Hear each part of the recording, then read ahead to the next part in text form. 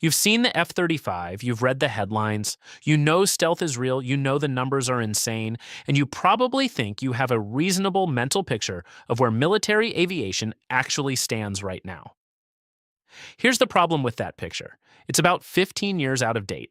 The aircraft dominating the public conversation, the ones you see at air shows, the ones Congress debates on C-SPAN, the ones that appear in recruitment ads, those are not the most advanced things flying. They're just the most advanced things they'll admit are flying. And there is a meaningful difference between those two statements. Here's a number. The F-35 program, officially the most expensive weapons program in human history, has cost approximately $412 billion to date. That's roughly the entire GDP of Norway, one aircraft program. And right, that number is staggering on its own. But here's what actually breaks my brain. That program, the one that consumed the GDP of Norway, represents Generation 5.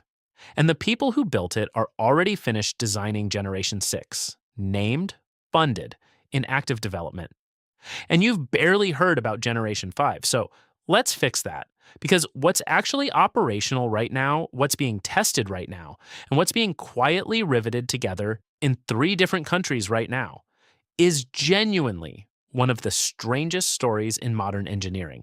And I cannot stress enough, none of this is speculation. The program names are real. The cost figures are public record. The capabilities are documented. This is just the version of the story they don't put in the recruitment ad. Look, to understand how strange the current generation is, you need to feel the arc. So, fast version. Generation 1 fighters were essentially propeller aircraft with jet engines bolted in. The Me-262, the Gloucester Meteor.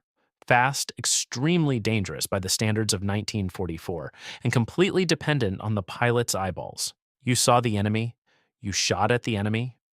The machine was a fast chassis for a gun. Generation 2 gave you missiles and swept wings. The F-86 Sabre, the MiG-15, the Korean War hardware, could now kill at beyond visual range in theory. Though in practice most kills still happened at close quarters, the aircraft was more capable. The physics were more extreme, the pilot was still the sensor. Generation 3, the Vietnam era, introduced beyond visual range engagement as doctrine. The F-4 Phantom was designed to operate entirely on missiles, at range, guided by radar. The Air Force was so confident in this that early variants of the Phantom didn't even carry a gun. And then Vietnam happened, and it turned out missile reliability in real combat conditions was somewhere between inconsistent and catastrophic. They added the gun back. Lesson noted, Generation 4, and this is where it starts getting genuinely interesting, is the era of the F-15, the F-16, the Su-27, the Eurofighter.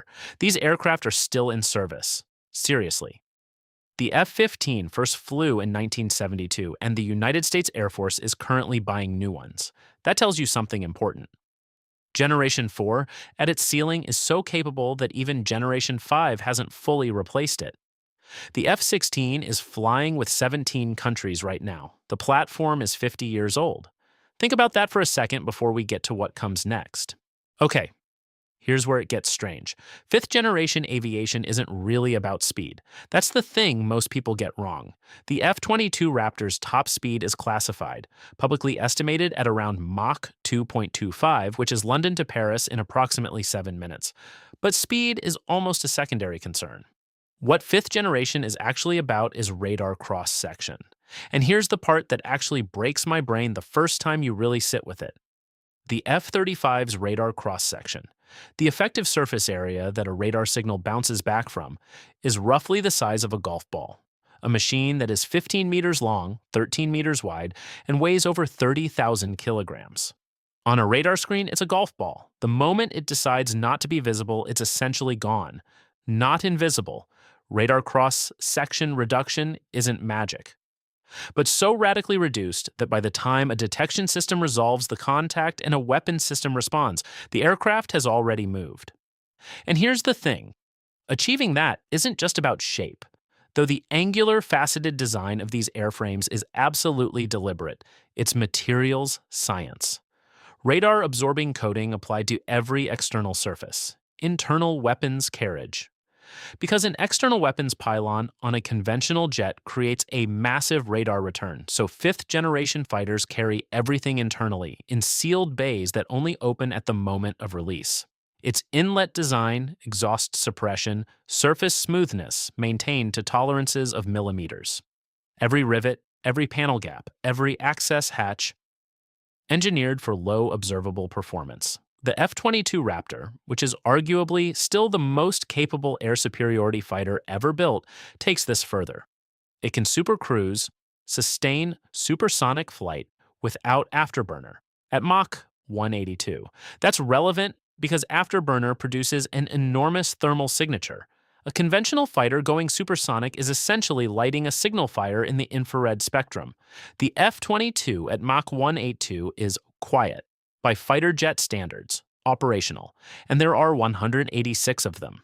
That is the entire production run, 186 aircraft, built at a cost of approximately $150 million each, and the program was canceled because they were considered too expensive.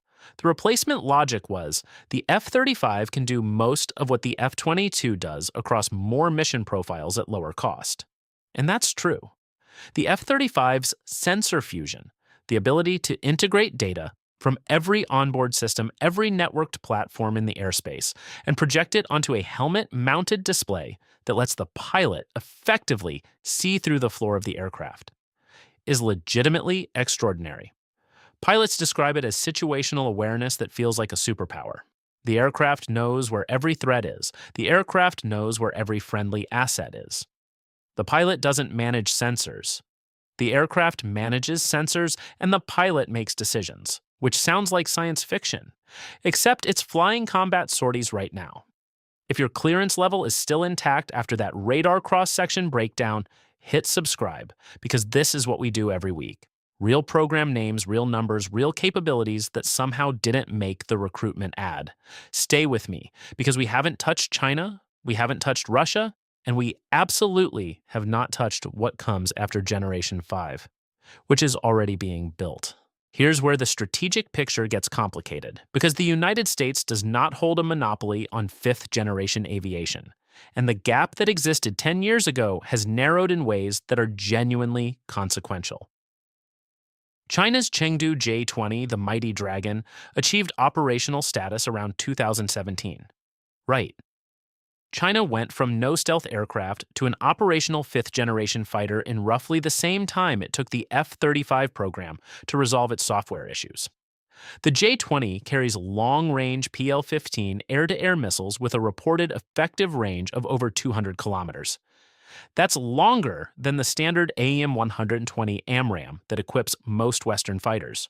Over 50 J-20s are currently in service. The production rate is accelerating. And here's the part that matters strategically. The J-20 was designed specifically to operate in the Western Pacific against carrier battle groups at extreme range. It is not a dogfighter. It is a carrier killer in air-to-air terms. Russia's Su-57 Felon is a different story, and an interesting one. The program has been plagued by delays, production limitations, and questions about the actual maturity of its stealth technology. Current estimates put Russian Su-57 numbers in the low double digits. Compared to the F-22's 186 and the F-35's 900+ delivered across all variants, that's a program that has not scaled. But the Su-57's avionics and sensor fusion systems are reportedly more mature than early Western assessments suggested, and it carries hypersonic missiles in its internal bays, the KH-447 AMI-2 Kinjal variant, which introduce a threat category that stealth geometry alone cannot answer. Seriously. The arms race dynamic here is not America versus a generation behind. It's America versus China in fifth generation, at scale, right now. And that race is what's driving what comes next. Okay, this is the part where it stops feeling like analysis and starts feeling like a briefing you weren't supposed to attend. The United States Air Force's Next Generation Air Dominance Program, NGAD, is officially in development. It's not a concept. It's a funded program with a named prime contractor, active flight testing, and a projected unit cost of somewhere between $200 and $300 million per aircraft. The program's goal is to replace the F-22, The aircraft we just established is arguably the most capable fighter ever built. With something that makes the F-22 feel like Generation 4. What does that mean in practice? Sixth generation aviation is being designed around three assumptions that didn't exist when the F-22 was conceived.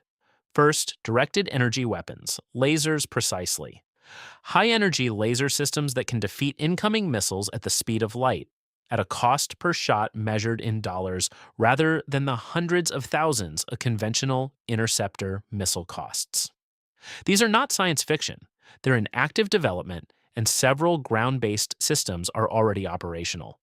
The challenge is power density, fitting enough electrical generation into an airframe to sustain directed energy engagement. Generation 6 platforms are being designed from the ground up with that power architecture in mind.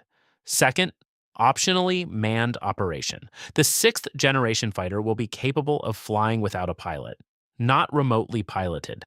That's a drone, which is a different category, but autonomously, with onboard AI making tactical decisions at machine speed in scenarios where human reaction time is the limiting factor. A pilot will still fly these aircraft, but the pilot will be optional. And in some mission profiles, removing the human biologically changes what the aircraft can do setting. Because a human body cannot sustain much more than 9G, and a machine without a human body is not limited by that ceiling. Third, the loyal wingman concept. NGAD is being designed to operate in formation with autonomous unmanned combat aerial vehicles. The XQ-58A Valkyrie is already in testing, that extend the sensor reach, the weapons load, and the threat absorption of the crewed aircraft. The pilot in the sixth generation fighter will be commanding a formation, not flying a single aircraft. The tactical unit of air combat is being redesigned at the conceptual level. The Navy has its own parallel program, the FA-XX, to replace the FA-18E F Super Hornet. Japan's FX program is moving toward a sixth-generation indigenous fighter, with BAE Systems involved in the design. Europe's FKS, Future Combat Air System, is a joint Franco-German-Spanish development program that is one of the most strategically complex aerospace programs currently underway. These are not aspirational PowerPoints. They are funded national defense priorities. And here's what I cannot overstate. All of this is the public record. The named programs, the cost figures, the development timelines, the actual capabilities, the classified flight test data, the real radar cross-section figures, the true performance envelope. That information does not exist in any public briefing, which means what we know is already this strange, and what we don't know is in a room we're not cleared to enter. Before we wrap this up, drop a comment. Which of these jets do you think actually wins in a real engagement? F-22 versus J-20, Generation 5 versus Generation 6, pilot versus autonomous system. I genuinely want to know where you land on this. Here's what the arc of this looks like from the outside. 60 years ago, a fighter jet was a fast aircraft with a gun and a pilot who had to see the enemy to kill them. Today, a fighter jet is a low observable sensor platform that manages information across an entire airspace, can fly without a human body inside it, and is being designed to carry weapons that fire at the speed of light. The aircraft you see at the air show is already a generation behind what's operational. What's operational is already a generation behind what's being built. And look, I'm not telling you this to make you anxious about any of it. The engineering is extraordinary, the physics involved, the material science, the avionics architecture. The amount of human ingenuity compressed into one of these airframes is genuinely one of the more remarkable things our species has produced. I find it hard to be anything other than awed by it.